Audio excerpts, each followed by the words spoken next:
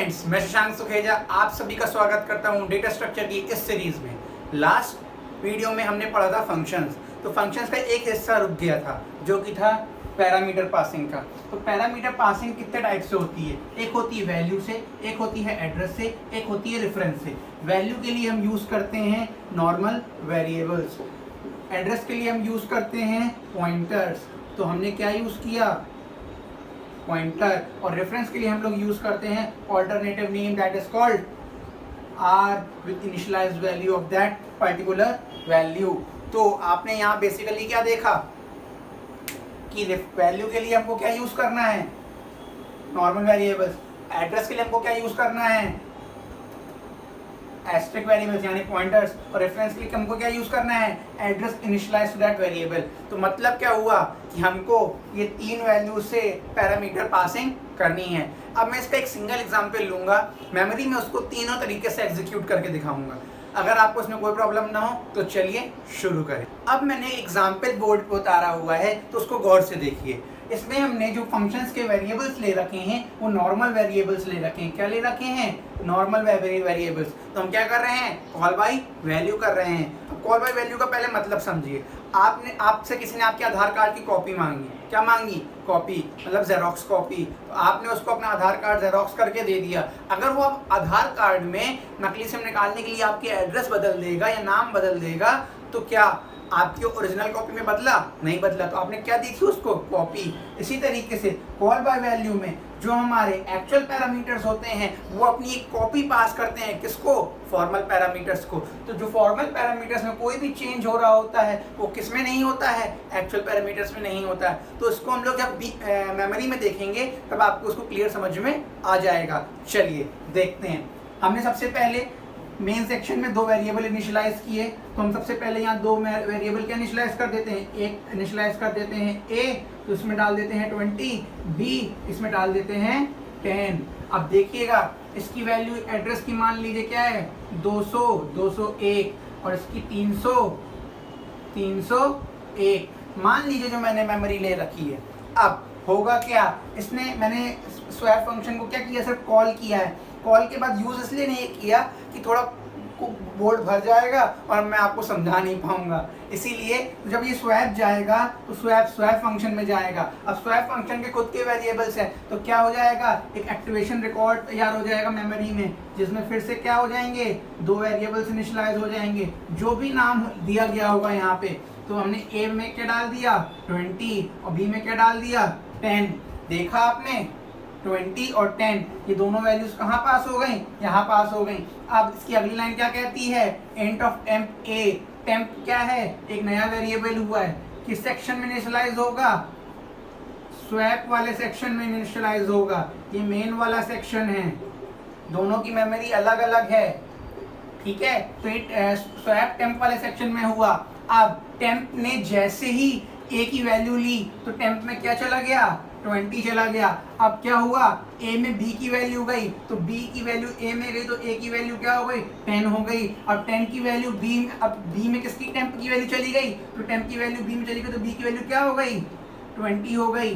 अब जैसे ही ये फंक्शन खत्म हुआ, क्या इन दोनों का ट्रांसफर इस पे फर्क दिया किसी ने? नहीं दिया। क्यों? क्योंकि इसका खुद का एक मेमोरी सेक्शन है और इसका खुद का एक मेमोरी सेक्शन है। तो कॉल बाय वैल्यू में अगर आप पैरामीटर्स के साथ कोई भी काम करते हैं तो उसका फर्क एक्चुअल पैरामीटर्स में नहीं पड़ता है। इसलिए इसको क्या बोलते हैं? Call by value. जैसे ही ये फंक्शन वापस रिटर्न होगा यहाँ पे, ये क्या हो जाएगा? खत्म हो जाएगा। तो क्या एग्जिस्टिंग वैल्यूज ऑफ ए और बी रहे? नहीं रहे। अब आते हैं हम लोग अगले टॉपिक पे जिसको बोलते हैं कॉल बाय एड्रेस। एड्रेस के लिए हम लोग को पैरामीटर्स में क्या रखना पड़ेगा? पॉइंटर्स। तो यहाँ हम लगा देते हैं पॉइंटर्स p और एस्ट्रिक s। समझने के लिए मैं वेरिएबल्स के नाम चेंज कर देता हूं। अब आप गौर से देखिएगा कि मैं क्या कर रहा हूं। तो ये स्वैप फंक्शन है। अभी इसकी एग्जिस्टिंग वैल्यू कुछ नहीं है। क्यों? क्योंकि अभी कॉल नहीं हुई है। और पॉइंटर्स क्या होल्ड करते हैं? एड्रेस। तो हमको यहाँ क्या पास करनी पड़ेगी? Address of A and address of B. जैसे ही हम ये दो मॉडिफिकेशंस यहाँ कर देते हैं तो यहाँ पे क्या हो जाता है,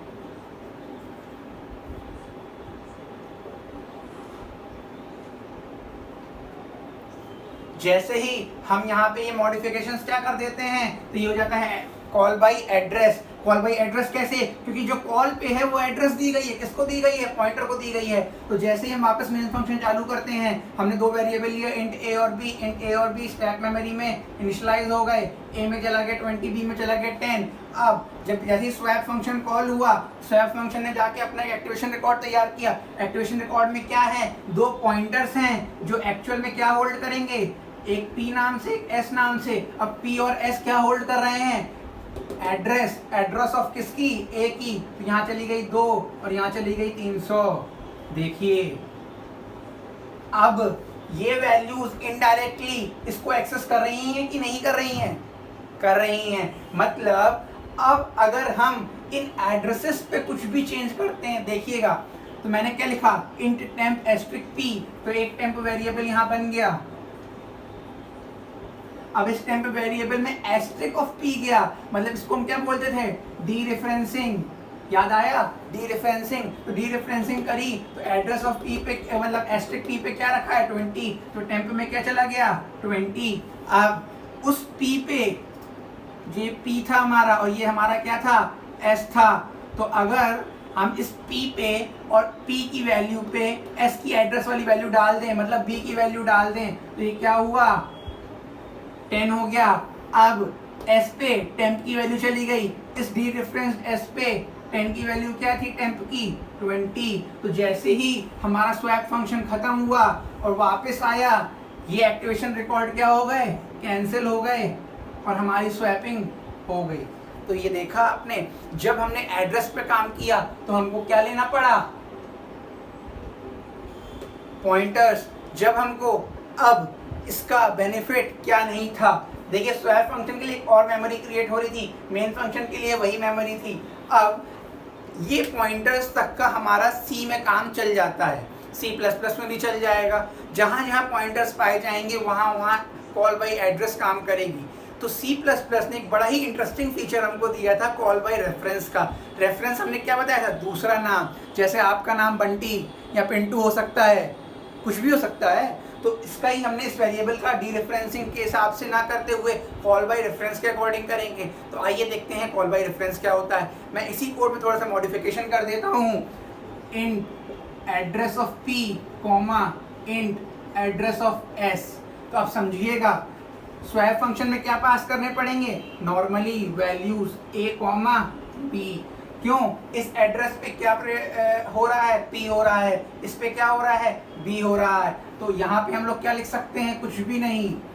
यहाँ पे अगर हम P ही लिखेंगे तो भी काम चलेगा, और यहाँ P S S और टेम्प। आप इसका समझिएगा लॉजिक, जब इसको मेमोरी में देखेंगे तो आपको बेटर समझ में आएगा। तो मेमोरी में जो लॉजिक काम करता है वो कुछ यूँ काम करता है। C++ का कंपाइलर जहाँ जहाँ रेफरेंसेस यूज होते हैं तो उसको क्या करता है, कोड सेक्शन में मर्ज कर देता है, मतलब इस सेक्शन को उठा के इस सेक्शन की जगह प्लेस कर देता है। तो जो कोड सेक्शन होता है वो सिर्फ मेन का रहता है, और मेन में ही स्वैप का कोड कंक्लूड हो जाता है और ये काम करने लगता है। तो जैसे ही इंट मेन स्टार्ट होगा, इंट मेन में दो वेरिएबल्स इनिशियलाइज हो जाएंगे, एक हो जाएगा A और एक हो जाएगा B। A में 20 चला गया, B में 10 चला गया। तो जैसे ही स्वैप फंक्शन कॉल हुआ, यहाँ क्या लिखा हुआ है, एलियास नेम, मतलब A को नाम दे दिया गया P और B को नाम दे दिया गया S। अब इनमें कोई भी मॉडिफिकेशंस, मतलब इनमें मॉडिफिकेशन, तो क्या एक्स्ट्रा मेमोरी खर्च हुई, नहीं हुई। इसीलिए इसको हम क्या बोलते हैं, लेस मेमोरी में। लेकिन कायदे से देखिए कोड की लेंथ बढ़ गई कि नहीं बढ़ गई, इसीलिए हम उसको बहुत रेयर यूज़ करते हैं जब हमको छोटे कोड लिखने पड़ते हैं। तो एक बार रन करके देखिए कि एड्रेस गई थी, उस ई एड्रेस पे P को नाम दे दिया गया A और B को दे दिया गया S। तो जब P की वैल्यू चेंज हुई तो P की वैल्यू यही टेम्प वेरिएबल बन जाएगा मेन मेमोरी के अंदर, और A की वैल्यू 20 इसमें गई, फिर B की वैल्यू इसमें आई, और फिर B की वैल्यू में 20 इसमें गई। तो जो सारा स्वैपिंग फंक्शन था वो इसी में कंक्लूड हो गया। तो यहाँ तक के लिए अगर आपको कोई डाउट हो तो मेरे अगले टॉपिक्स रहेंगे, अगली वीडियोस के वो होंगे एक फंक्शन में एरे कैसे पास करते हैं और स्ट्रक्चर कैसे पास करते हैं। यहाँ तक के डाउट सेशन में आपको कोई भी दिक्कत हो, इस सेशन में कोई भी दिक्कत हुई हो तो कमेंट सेक्शन में बिल्कुल बताएं। इस वीडियो को लाइक, सब्सक्राइब और शेयर करना बिल्कुल नहीं भूलें। Thank you.